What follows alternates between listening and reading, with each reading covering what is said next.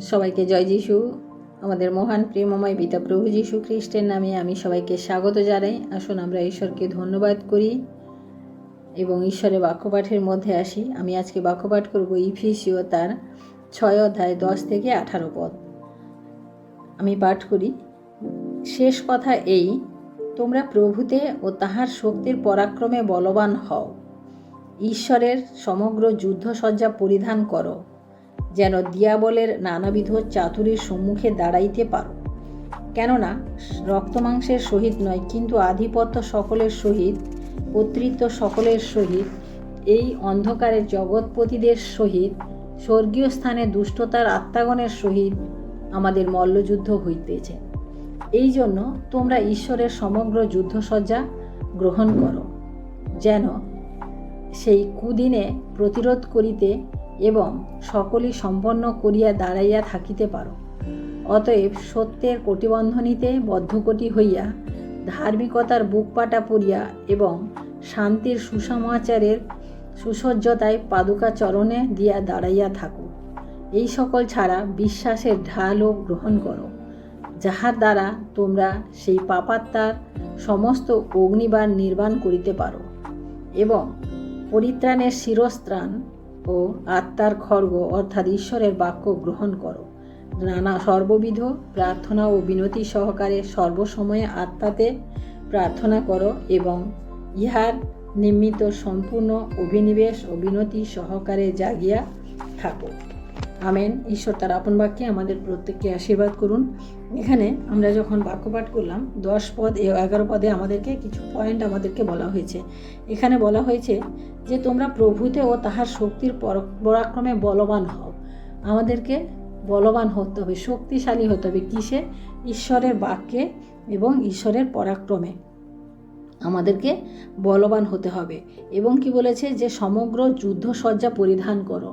আমাদের বস্ত্র অর্থাৎ আমাদের যে বস্ত্র আমরা পরিধান করব সেটা যেন প্রতিরোধ করার বস্ত্র হয়। এবং কার কাছ থেকে প্রতিরোধ? যে দিয়াবলের নানাবিধ চাতুরীর সম্মুখে দাঁড়াইতে পারো। অর্থাৎ শয়তান যখন আমার সম্মুখে আসবে, সেখানে যেন আমি নিজেকে আমি বাঁচাতে পারি, সেই রকম বস্ত্র আমাদেরকে পরিধান করতে হবে। কেননা কি বলছে যে আমাদের প্রতিনিয়ত আমাদের কারোর না কারোর সাথে যুদ্ধ হয়ে চলেছে। কার সাথে হচ্ছে? অধিপতিদের সাথে।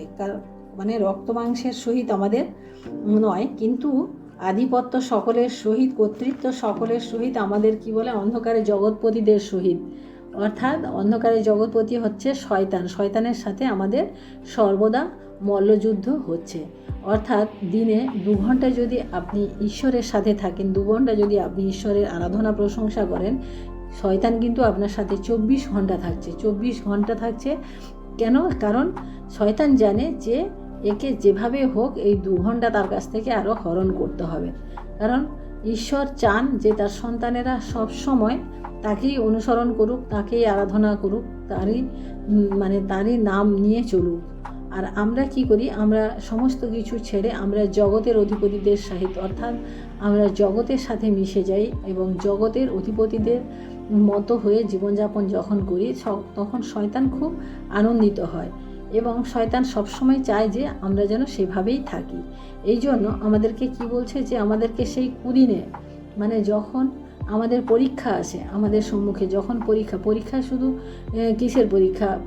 পরীক্ষা আমাদের জীবনে অনেক রকমের হয়। আজকে আমাদের পরিবার নিয়ে অনেক পরীক্ষা চলে আসে, আজকে আমাদের সন্তানের ভবিষ্যৎ নিয়ে অনেক পরীক্ষা চলে আসে, আজকে আমাদের নিজেদেরকে নিয়ে অনেক পরীক্ষা চলে আসে। সেই সমস্ত পরীক্ষা থেকে আমাদেরকে রক্ষা করতে হলে আমাদেরকে কি বলছে? আমাদেরকে সেই যুদ্ধসজ্জা গ্রহণ করতে হবে। কারণ সেই কুদিনে আমাদেরকে নিজেদেরকে রক্ষা করতে হবে। আমরা উদাহরণস্বরূপ আমরা দেখেছি যে প্রভু যীশু যখন 40 দিন উপবাসের পরে যখন ক্ষুধিত হয়েছিলেন, তখন কী হলো? শয়তান প্রভু যীশুর সম্মুখে সঙ্গে সঙ্গে পরীক্ষা নিয়ে চলে আসলো। কী পরীক্ষা ছিল? প্রথম পরীক্ষা ছিল, এই পাথরকে তুমি বলো ও রুটি হয়ে যাবে, কারণ তুমি তো ঈশ্বরের সন্তান। এমন সুরসুরি দিল প্রভু যীশুকে যে তুমি ঈশ্বরের সন্তান। আমরা তখন নিজেদেরকে গর্বিত মনে করি না, যদি আমাদেরকে এরকম কেউ বলে, হ্যাঁ হ্যাঁ তুমি তো ঈশ্বরের তুমি তো প্রভুকে বিশ্বাস করো, এইটা তো তোমার কাছে কোনো ব্যাপার না, তুমি পারবে, মানে যখন এই ধরনের কোনো কথা বলে, কারণ ঈশ্বরকে নিয়ে যখন পরীক্ষা করে তখন কিন্তু আমাদেরকে সচেতন হওয়া উচিত। কারণ প্রভু যিশু তখন কি করেছিলেন যে মনুষ্য কেবল রুটিতে বাঁচে না, কিন্তু ঈশ্বরের বাক্যে বাঁচে। অর্থাৎ যিশু সেখানে শয়তানকে তার বাক্যের, ঈশ্বরের বাক্য দ্বারা তিনি তাকে পরাস্ত করেছিলেন, এবং কারণ তার কাছে বাক্য ছিল। সেই জন্য আমাদেরকে কি বলছে যে আমাদেরকে সম্পূর্ণরূপে প্রভু যিশুর অর্থাৎ ঈশ্বরের বাক্যকে আমাদেরকে জানতে হবে, আমাদের ঈশ্বর বাক্যকে মনন করতে হবে, না হলে আমরা সেই দিনের জন্য আমরা নিজেদেরকে প্রস্তুত রাখতে পারবো না।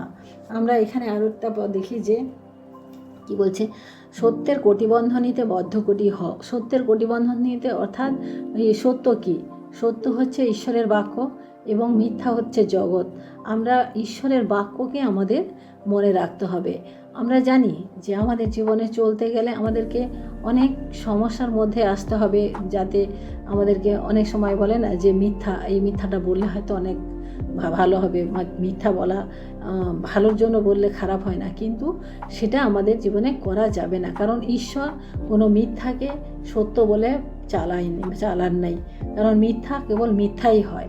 তার জন্য আমাদেরকে এই সমস্ত বিষয় আমাদেরকে খুব ভালো করে যত্ন করে মনে রাখতে হবে যে যতই কঠিন পরিস্থিতি আসুক না কেন মিথ্যা আমি বলবো না বা অন্যায় আমি করব না। কারণ সত্যকে আমরা যখন গ্রহণ করেছি সেই সত্যকে আমরা নিয়ে চলবো। সত্য অনেকটা কঠিন, মানে সত্যের পথে চলা অনেকটা কঠিন হয়, কিন্তু জয় সবসময় সত্যেরই হয়। ধার্মিকতার এখানে বলছে যে সত্যের কটিবন্ধনীতে, অর্থাৎ আমাদেরকে মানে শক্তভাবে মজবুতভাবে আমাদের সত্যটাকে মেনে চলতে হবে। কটিবন্ধনী অর্থাৎ আমাদের যদি কোমরটা যদি আমাদের নড়বড়ে হয় তাহলে পুরো শরীর কিন্তু নড়বড়ে হয়ে যাবে। তার জন্য আমাদের কটিবন্ধনী হচ্ছে কোমরটাকে আমাদের শক্ত করে বাঁধতে হবে, কিসে? সত্য দিয়ে আমাদেরকে বাঁধতে হবে নিজেদেরকে।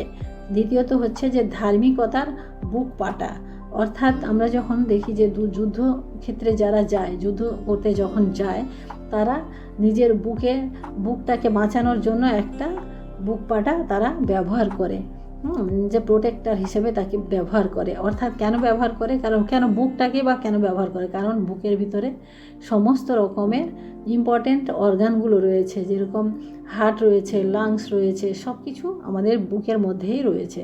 তার জন্য সেটাকে অবশ্যই, অর্থাৎ আমাদের হৃদয়টাকে আমাদের সব সময় মানে কি বলবো, সুরক্ষিত পবিত্র রাখা দরকার। কারণ আমাদের মন থেকেই সমস্ত কিছু বের হয় না।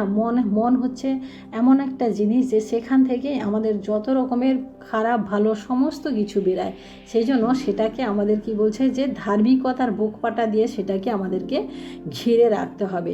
এবং শান্তির সুসমাচারে সুযোগটা পাদুকা, শান্তির সুসমাচারে পাদুকা, অর্থাৎ অশান্তি আমাদের প্রত্যেকটি মুহূর্তে মানুষের জীবনে অশান্তি লেগেই থাকে না, কিন্তু আমাদেরকে এমনভাবে জীবনযাপন করতে হবে, এমনভাবে আমাদের ব্যবহার করতে হবে, এমনভাবে আচরণ করতে হবে, এমনভাবে কথাবার্তা বলতে হবে যাতে সেখানে শান্তি আসে।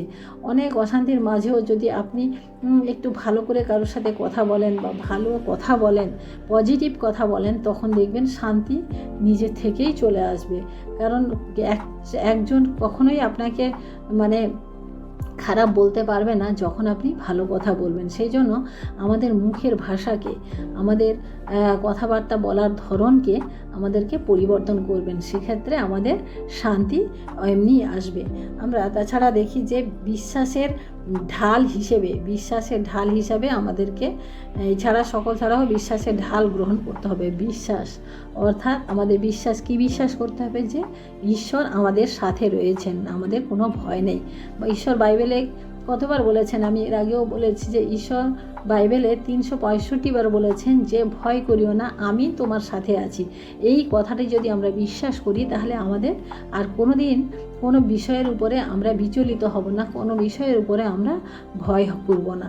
সেই জন্য আমাদেরকে বিশ্বাসের আমাদের যে ঢাল সেটা আমাদেরকে ধরে রাখতে হবে। অর্থাৎ যখন যুদ্ধ করতে যাই আমরা দেখি না, ঢাল হিসাবে একটা হাতে একটা গোল মতো জিনিস থাকে, যেটা দিয়ে সামনের শত্রুকে তারা বাধা দেয়। আমরা দেখি, আমরা অনেক মানে এক পুলিশের কাছে দেখি না, যে একটা জিনিস তারা হাতের মধ্যে নিয়ে যখন ভিড়কে সামাল দেয়, তখন সে একটা ঢালের মতো জিনিস, সেটাকে ঢাল বলে। অর্থাৎ যাতে নিজের প্রতি আমার কোনো ক্ষতি না হয়, সেই জন্য সেই ঢালটাকে ব্যবহার করতে হয়। সেই জন্য বিশ্বাস যখন আমাদের থাকবে, তখন শয়তান আমাদের কোনো প্রকার কোনো ক্ষতি করতে পারবে না। এছাড়া কি বলেছে যে পরিত্রাণের শিরস্ত্রাণ ও আত্মার খড়গ। পরিত্রাণের শিরস্ত্রাণ মানে আমরা পরিত্রাণ পেয়েছি, আমরা প্রভুর কাছে আমরা পরিত্রাণ পেয়েছি, সেই যে মুকুট। কারণ আমরা যোহন 3:16 আমরা যখন পাঠ করি যে কেহ তাহাতে বিশ্বাস করে, আমরা বিশ্বাস করলাম এবং কি হলো, তিনি আমাদেরকে পরিত্রাণ দেবেন।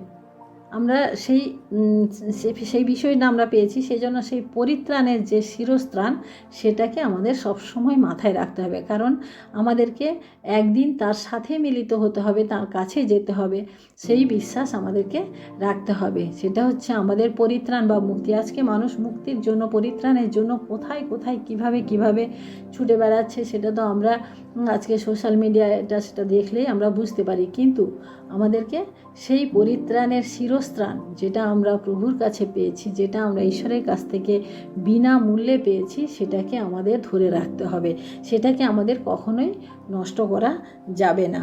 আমরা তাছাড়াও দেখি যে ঈশ্বরের বাক্য, অর্থাৎ আমাদেরকে সর্বোপরি ঈশ্বরের বাক্য আমাদেরকে মনে রাখতে হবে। এবং কি বলছে যে শেষে বলা হয়েছে যে সর্ববিধ প্রার্থনা ও বিনতি সহকারে। অর্থাৎ আমাদের সবসময় প্রার্থনা ও বিনতি, অর্থাৎ কিসের জন্য প্রার্থনা? আমার পরিবারের জন্য, আমার পরিবারে অর্থনৈতিক সমস্যার জন্য না। আমাদের প্রার্থনা এমন হওয়া উচিত যেন ঈশ্বর সেই প্রার্থনার আমার উত্তর দেন। কারণ আমরা যদি সব সময় আমার পরিবার নিয়ে, আমাকে নিয়ে আমরা যদি ঈশ্বরের কাছে চাই, তাহলে তাতে কী লাভ হবে? কারণ যেটা প্রয়োজন সে তো তিনি দেবেনই বলেছেন, তার জন্য আমাদের বলার দরকার হয় না। আমাদেরকে প্রার্থনা এমন করতে হবে যাতে আমরা কারুর উপকারে আসতে পারি। সমগ্র মানব জাতি আজকে নানান রকম সমস্যার মধ্যে, নানান রকম কষ্ট যন্ত্রণার মধ্যে রয়েছে। সেই সমস্ত বিষয়ের উপরে আমাদেরকে প্রার্থনা জানাতে হবে, বিনতি জানাতে হবে ঈশ্বরের কাছে। কারণ প্রার্থনা হচ্ছে ঈশ্বরের সাথে আমার কথা বলা। আমরা যখন ঈশ্বরের সাথে আমার মনের কথাগুলি আমরা বলবো, ঈশ্বর কিন্তু আমার প্রার্থনা শুনবেন। সেই জন্য আমাদেরকে সর্বদা প্রার্থনায় আমাদেরকে মনোনিবেশ করতে হবে এবং প্রার্থনার জন্য আমাদেরকে প্রতিনিয়ত সময় বের করতে হবে এবং প্রার্থনা করতে হবে। আমরা বাইবেল পাঠ করব, প্রার্থনা করব এবং সর্বোপরি আমরা বিশ্বাস করব যে ঈশ্বর আমাদের সাথে রয়েছেন। তাই আসুন আজকে আমরা এই যে বিষয়ে পাঠ করলাম যে দুর্দিনে আমরা কি করব, সেই বিষয়ে আমরা হতাশা নিরাশা না হয়ে আমরা যেন মাথা উঁচু করে আমাদের দাঁড়াতে পারি। কারণ ঈশ্বর আমাদের সাথে আছেন। কোনো দুরবস্থা, কোনো খারাপ সময় আমাদের জীবনে স্পর্শও করতে পারবে না, কারণ ঈশ্বর আমাদের সঙ্গে রয়েছেন। এই বিশ্বাস যদি আমরা করি, তাহলে আমরা এগিয়ে চলতে পারবো। এই জগৎ অনেক বড় সমস্যায়, অনেক নানান রকম প্রলোভন, নানান রকম চাতুরি, নানান রকম ছলনার মধ্য দিয়ে আপনাকে নিয়ে আসবে। কিন্তু আপনাকে বিশ্বাস করতে হবে যে ঈশ্বর আছেন, ঈশ্বর আমাদেরকে দেখেন, ঈশ্বর আমাদের গতিবিধি জানেন এবং ঈশ্বর আমাদেরকে সব সময় লক্ষ্য রাখেন। সেই ঈশ্বরের উপরে ভরসা রাখুন, ঈশ্বরকে ভালোবাসুন, ঈশ্বরকে প্রেম করুন। দেখবেন জীবনের সমস্ত রকম পরীক্ষা, সমস্ত রকম সমস্যা থেকে উদ্ধার পাবেন। আসুন আমরা আজকে প্রার্থনা করি এবং ঈশ্বরকে ধন্যবাদ দিই। Hallelujah, hallelujah, hallelujah. মহান প্রেমময় পিতা, তোমার মহান আমি ধন্যবাদ প্রশংসা করি প্রভু। আজকের এই সুন্দর সময়ে প্রভু গো, তোমার সুন্দর বাক্যের মধ্য দিয়ে প্রভু গো আমরা পাঠ করতে পারলাম প্রভু, যে আমরা কিভাবে জীবনযাপন করব, যে দুর্দিনে আমাদেরকে সফল হতে হবে প্রভু। কারণ শয়তান সব সময় আমাদের চতুর্দিকে রয়েছে প্রভু, এবং শয়তান সব সময় আমাদের পরীক্ষা নিতে চলেছে প্রভু। কিন্তু আমাদের সেই পরীক্ষায় আমাদেরকে সফলতা পেতে হবে। তাই আমরা কিভাবে প্রার্থনা করব, কিভাবে আমরা বাইবেল পাঠ করব প্রভু, তুমি আমাদের প্রত্যেককে শিখিয়ে দাও প্রভু, এবং তুমি আমাদের সাথে সাথে থাকো প্রভু। কারণ শয়তান বা দিয়াবল আমাদেরকে কখনোই ফেলে দিতে পারবে না, কারণ যতক্ষণ তুমি আমাদের হাত ধরে রয়েছো প্রভু, আমরা বিশ্বাস করি তুমি আমাদের সঙ্গে সঙ্গে রয়েছো এবং আমাদেরকে আশীর্বাদ করে থাকো প্রভু। ধন্যবাদ করি প্রভু, যতজন ভাই বোন প্রভু আজকে তোমার এই বাক্য শুনলেন, প্রত্যেকের জীবনে তুমি কাজ করো প্রভু, প্রত্যেককে তুমি আশীর্বাদ করো প্রভু। আমরা যেন প্রভু এইভাবে তোমার বাক্য পাঠের মধ্য দিয়ে প্রভু প্রতিনিয়ত প্রভু আমরা তোমার নামকে উচ্চীকৃত ও গৌরবান্বিত করি প্রভু। সমস্ত মহিমা বিনতি প্রার্থনা তোমাকে দিয়ে এই বিনতি প্রার্থনা চাই আমাদের মহান প্রেমময় পিতা প্রভু যীশু খ্রিস্ট তোমারই নামে, আমেন। সবাইকে জয় যীশু, সবাই ভালো থাকবেন, সুস্থ থাকবেন, জয় যীশু।